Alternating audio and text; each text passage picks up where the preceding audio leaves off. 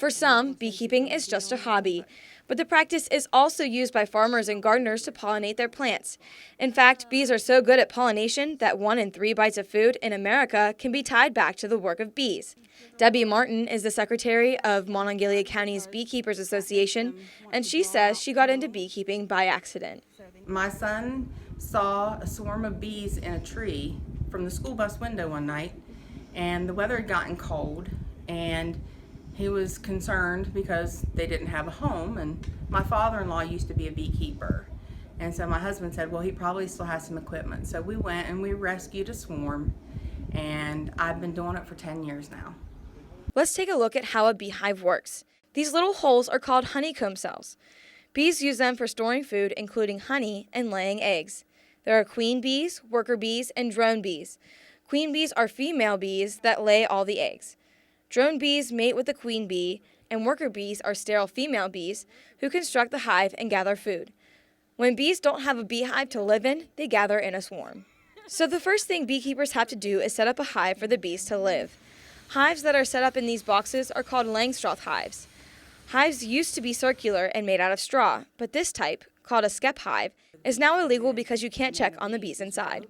Beekeepers must check on their hives every 7 to 10 days to make sure the hive is healthy and that a new queen isn't on the way. It takes 14 days for a queen egg to emerge from a cell, and if that happens, the old queen will leave and take 3/4 of the bees with her. And when she emerges, if there's other queen cells in the box, she will chew a hole in the side of the cell and sting the other queens to death and kill them so that she can be the only queen in the box.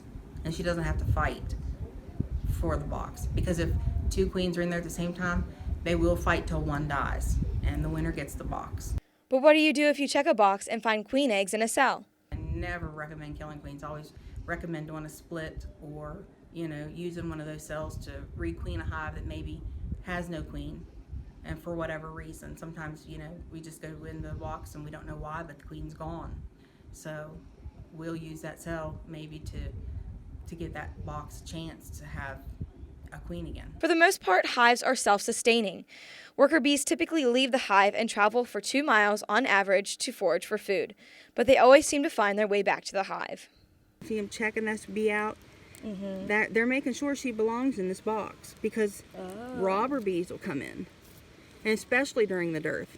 So if you have a strong hive next to a weak hive, the strong hive will rob the weak hive of all their stores and bring it over here.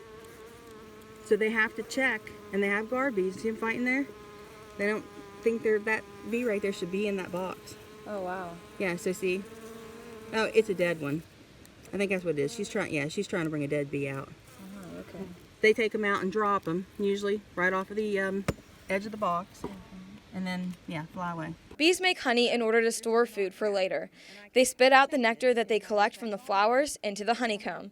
Then they flap their wings to dry out the nectar and put a cap on it.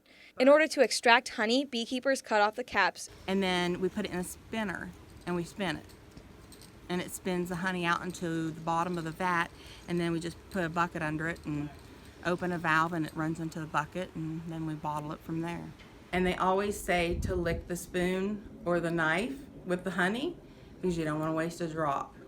Because it took a poor bee her whole life of 45 days to make that little cell full of honey for you to eat. There are a few more misconceptions people have about bees. First, each type of bee has a different kind of venom. So if you're allergic to, say, wasps, you may not be allergic to honeybees. Second, honeybees don't typically sting unless they are provoked. They are not out to sting you. They don't want to sting you. If they sting you, they die. It tears their whole venom sac out when they sting you, because it's barbed. Their stinger is barbed and it sticks into your skin. So they only sting as a last resort. So if you're there when they don't have much food, or if you accidentally step on one or get one between your fingers, yes, it will sting you. Today, beekeepers are facing a number of problems. Every year, beekeepers lose bees to the winter. But nationally, beekeepers have been losing more and more.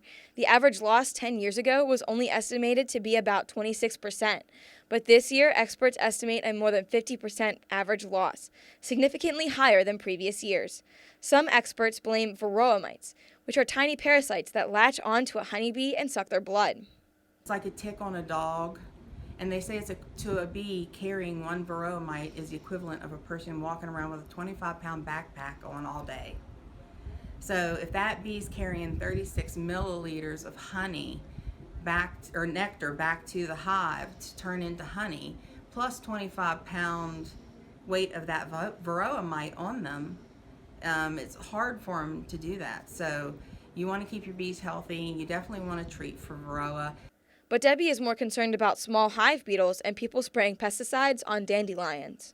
If a bee gets on that plant with that pesticide on it and takes it back to the hive, it can potentially kill the whole hive. So we recommend people not spray the dandelions. It is really one of the main sources of food for bees coming out of winter. One way to help the bees is to learn more about them through your local Beekeepers Association. The Monongalia County Beekeepers Association has meetings once a month, and you don't have to be a beekeeper to join. Debbie encourages anyone who is interested in bees to get involved with the club. For more information, go to wvbeekeepers.org. There you'll find more information about becoming a beekeeper and bee events being held around the state. Sheila Klein, WBOY, Fairmont.